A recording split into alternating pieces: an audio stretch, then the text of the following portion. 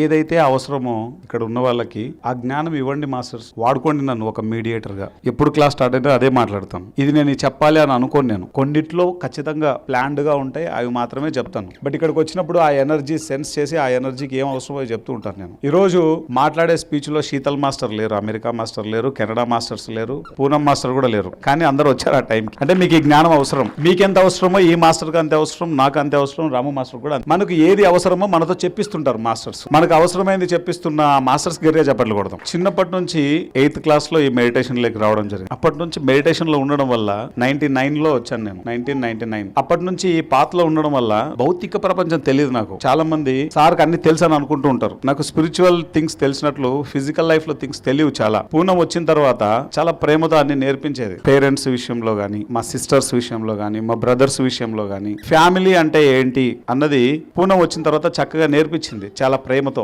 అలానే ఈ అబ్బాయిని పెంచే విధానంలో నేను ఎప్పుడు గమనిస్తుంటాను. పొద్దున్న లేసే చెప్తుంటుంది సోహం భగవాన్ అని పిలుస్తుంది. Your A God, your A God, your A God అని చెప్తూ ఉంటుంది పొద్దున్న లేసినప్పటి నుంచి. స్పిరిచువల్ పేరెంటింగ్ అనేది నేను తెలుసు, నాకు ప్రాక్టికల్ గా ఇంప్లిమెంట్ చేస్తుంటాను. మా పెళ్ళైన తర్వాత నా లైఫ్ అన్ని కోణాల్లో నుంచి మారింది పూర్తిగా. ఒక్క పర్సన్, సరైన పర్సన్ జీవితంలో తగిలితే చాలు మొత్తం జీవితం మారిపోతుంది అంటారు కదా, ఆ పర్సన్ ఈ మాస్టర్.